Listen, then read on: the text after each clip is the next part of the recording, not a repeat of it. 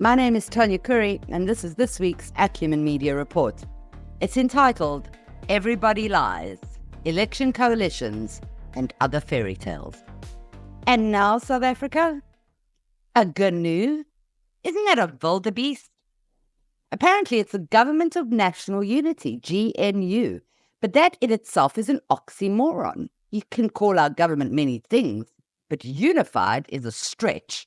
More like the Government of Disunity. I'm Tonya Khoury, and we have been played again because everybody lied. It's the basic truth of the human condition, that everybody lies. I saw some cracking memes across the interweb this week that are worth sharing. It's cold out there in Gauteng, but the coldest place in South Africa is Lethuli House at minus 70. That's roughly how many ANC parliamentary members lost their jobs. Another said that the ANC's 70-odd parliamentarians mustn't worry because they can always apply for the 350 Rand grant. MPs from the ANC are now unemployed. Maybe they'll get the 350 as well. I love you, my country. And no matter what the circumstances, your sense of humour is uncontested, unlike these elections. There is so much to say. How do I cover this in so few words? Let's start with the obvious. I watched Ubaba address the crowd. He didn't speak English. In fact, he said that English isn't easy for him to speak. Everybody lies. He pretended he didn't really understand who the IEC were and asked the crowd several times to remind him of those three letters. I-E... What? Oh, IEC. Sifaka ikala IEC. Or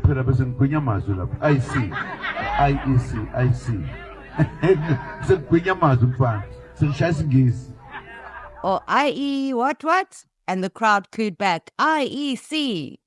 Zuma said that the elections were rigged and that he is considering boycotting Parliament. He also told his followers that they are not to wage war yet. They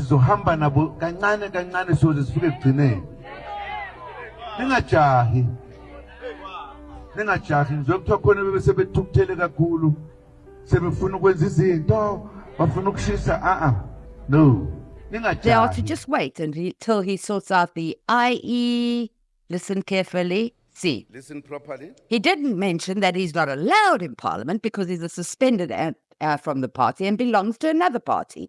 Everybody lies. South Africa, do you honestly think the MK party was born and delivered in 4 months? Do you? Because if that's true, that's some serious organisation skills, and I'm going to hand it to MK. It's not true. Everybody lies. That everybody lies. This party has been in the making for years, probably since the failed insurrection. And don't tell me that Cyril didn't know about it. I'm not buying it. We've been played again. You're not going to like what I have to say, but first I'm sending a strong message to Helen Z. Zilla, you killed our opposition. When Musi Maimane was heading up the DA, you nearly won. Do you remember that? The whole country swung to the DA, but the Freedom Front Plus guys. They did well because the DA was too progressive, and that gave you, Helen, a script. And then you put a white, unpopular male at the top of your party, and with that, the collapse of the DA began. I voted for the DA under Maimane. I liked him. But I knew he wasn't the only person in charge. I knew you were in the background throwing naartjies. But I thought he wouldn't be bullied, and I was right. And so he left. I will today step down as leader of the DA. And that was when your descent began. Then you said you stand with Netanyahu for life, and then you burnt our flag.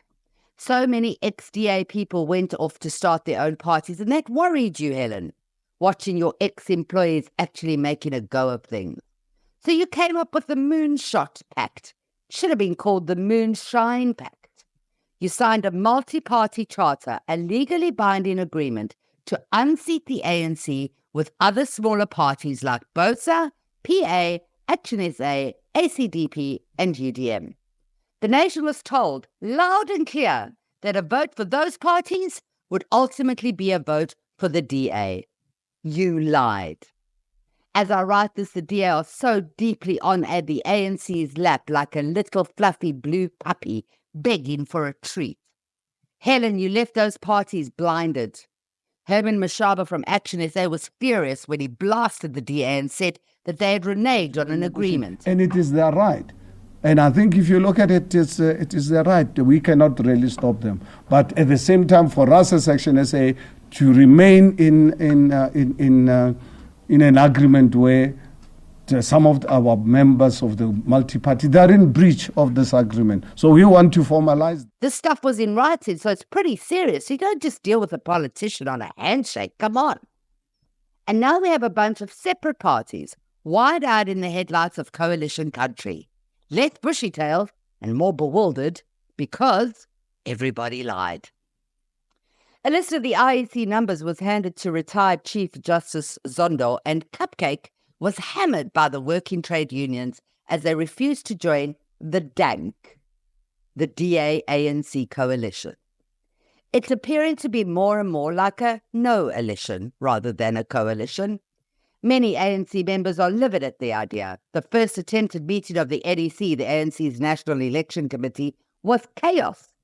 They had to start again the next day as the ANC was in disarray. See? Everybody lied. There's no GNU. Just a bunch of people that can't stand each other, trapped in a 400-strong organization where the only goal is cash.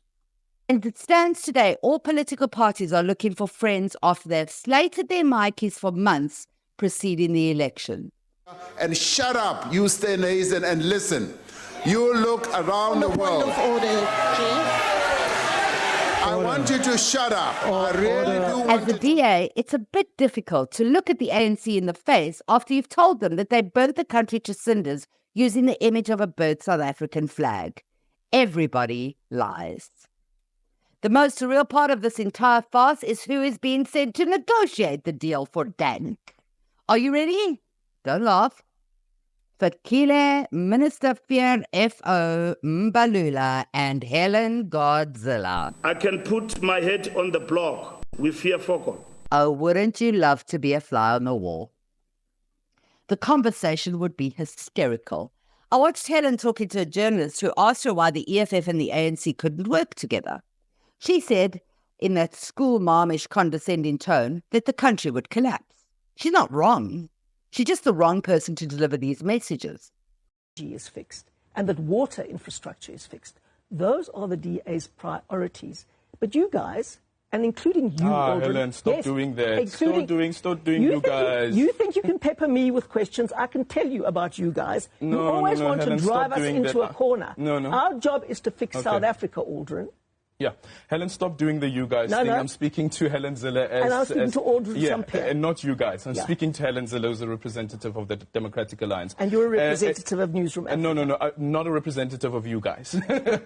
Not a representative... You guys in Newsroom Africa, yes. Of you guys. Maybe you can name the few that... Helen, do us a favor. Apologize to Musi, bring him back, step down for the sake of your country, and go and play with your grandkids. We need this, Helen. Do the right thing. Over to MK, who said they will never deal with Ramaphosa's ANC. The EFF, so clever, are like Switzerland, waiting to be the kingmaker, not picking a side. And what are we left with, South Africa, you and me? A government fighting like goats trying to climb on a tiny bucket. Depressing, isn't it? Leave it be. It's no worse than it was. At least a chunk of the ANC is gone, and as for MK, let's see if they even turn up with their not leader, Zuma. I watched Duduzile being questioned by a reporter about what MK will bring to the South African table. She said it would be much like the 9 amazing years that Zuma was in charge. The same kind of government that we had under President Zuma. Those 9 amazing years, very similar. When pressed about what that was, she mumbled something about repo rates, and that's all she had. Maybe she meant repossession. How could she not have been prepared for that question? MK's manifesto changes more times than it changes leadership and logos. Javelani Kumalo, the original registered owner of MK, told media and police that his signature was forged on a resignation letter and that he was still the leader of the party. He also couldn't understand how a card-carrying suspended member of the ANC could run an opposition party. See? Everybody lies. In other election-related news, 6 members of MK were gunned down this week as political killings continue. AfriForum are ready to prosecute Mbalula. How is he going to razzmatazz himself out of that one? I watched an interview with Julius Malema, and the anchor asked him how much bread costs. He didn't know. I wouldn't know how much is the price of a loaf of bread because... Yes, dear friends, the economic freedom fighter doesn't know how much it costs us to eat bread. He's answered saying it should be VAT exempt. Seems he didn't realize that it is VAT exempt. Everybody lies. What a joke. Zizi Kodwa was in court on corruption charges amounting to 1.7 million rand. 2 bar, are you serious? His designer glasses are worth more than that. Everybody lies. Regardless of the small change that he could have returned in a minute, he resigned from the ANC and is no longer a member of the NEC. Is that going to happen with all state capture felons? Say yes, because then we might not have such a big problem, right? Many blamed MK Party for the weather too. Images of a massive tornado creating havoc across the North Coast have left thousands displaced. The Eastern and Western Cape are being flooded. Gauteng is freezing with negative numbers to match the mood. And who do you see people helping during this time? Remember the sets of hundreds of parties that promised they had our interests at heart? Did one of them turn up to assist in KZN during the tornado carnage? Nope. Only one organization had been all over this country like superheroes. Give to the givers. Watching them deal with the calamity of the North Coast, I had to ask myself, I wonder where those 6,000 people are from the last big floods. That was 2 years ago. Do you think they're still living in that open building or in that bus? See, everybody lied and we are blind. If you missed the new Tabu Bester performance, you lost out. Tabu was wearing no-name brands and this was not a happy chappy. The way that I am dressed is an issue. I have been forced to dress as such. I am not dressed. These clothes were bought for a purpose to come to court. I had to spend money to look like this. I have clothes in my bags that have whatever branding. I am not allowed to wear clothes that cost a certain amount. I was told that I can't wear clothes that are Louis Vuitton or whatever because it gives the wrong impression. He asked the judge to indulge him by giving a monologue of how he's been mistreated. The judge suggested he needed a lawyer to do that, but Bester pressed on. Tabu lamented that when he was arrested, he had 80 cars, and now the shoes he's wearing makes his toes feel like ice. I don't make this up. It gets better. He said that he urges the country to sign a petition to give him the death penalty. I'm not sure why, because he also said that he's not a rapist nor a murderer, and his cronies are absolutely innocent. A death sentence be given as a petition, that the public signs a petition, and I be given a death sentence, and immediately I will agree to it. So we end this matter. I came here with 80 cars.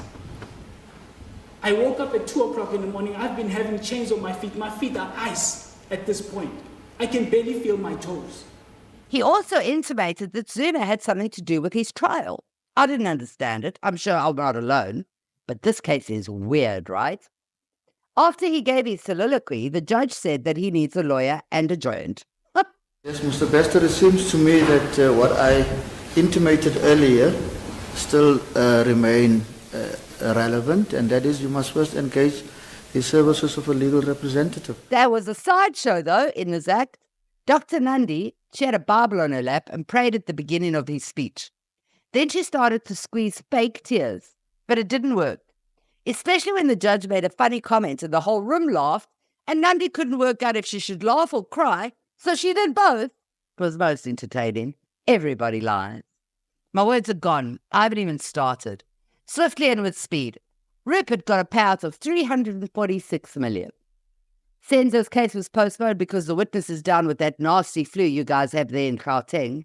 Poor Love coughs after every sentence she speaks. It's a fire-filling game.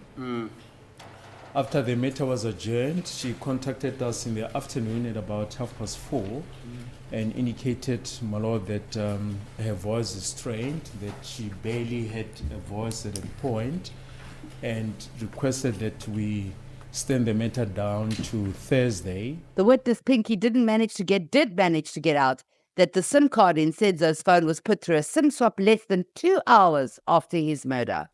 Why would anyone do that? Hectic. I'm going to drop a little seed here. Has anyone checked on Mandisa's phones? Just a thought because, well, everybody lies. Then a Zionist stabbed a mother to death in front of her 10-year-old daughter in Durban. He also threatened to rape the child. I saw a video of him after. It looked like he himself couldn't believe what he'd done.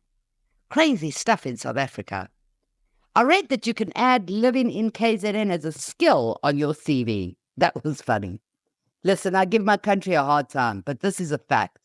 We've been ranked the friendliest country in the world, and that's the truth. Leave the politicians to their slippery skullduggery. Get on with your circle and keep thriving, my country. A quick hop across the continent.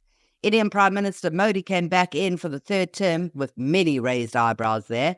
Sudan's genocide is appalling. Why aren't we helping? Why are we just staring, just as we are with Gaza and the West Bank?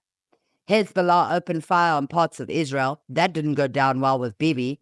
USA sanctioned the ICC after the warrant of arrest for Israel crimes was issued. Biden gave us his theory of life, and I can't make head or tail of it. I think of the thing about, let me put it this way. Why is he still here? Is he a robot? Trump may be going to jail because he paid a hooker. Don't ask me. I just read the news. Mexico has a new female president. There was a volcanic eruption in Hawaii. And then the biggest and scariest news. Putin said that if the USA continues to push Ukraine's lost war, that he will arm the nuke. В том, что мы махаем какой-то ядерной дубинкой. Но разве я сейчас поставил вопрос о возможности использования ядерного оружия? Это же вы сделали. Вы меня выводите на эту тему, а потом скажете, что я махал ядерной дубинкой. Это такая тема очень жесткая. Американцы – единственная страна, Соединенные Штаты, которая использовала ядерное оружие во Второй мировой войне. Хиросима, Нагасаки – 20 килотонн. Наше тактическое ядерное оружие – 70-75 килотонн. Это такое ядерное тактическое оружие. Давайте не доводить не только до использования, а даже до угрозы использования. Почему-то на Западе считают, что Россия никогда этого не использует. У нас же есть ядерная доктрина. Посмотрите, что написано.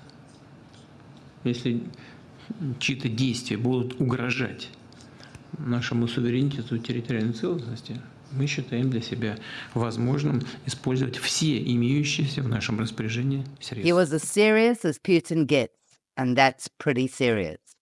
How to cheer you up on the exit of this monster of a report? Of course. Banyana.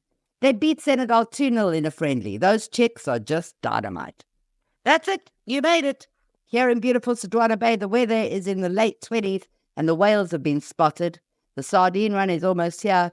I'm booked on a boat in freezing waters down in Port St. John's. I'll be on the first static bait ball, and I'm not leaving until I've run out of air. Take the weekend off, and remember, everybody lies. I'm Tonya Khoury, and thank you for scratching the surface with me in Acumen Media.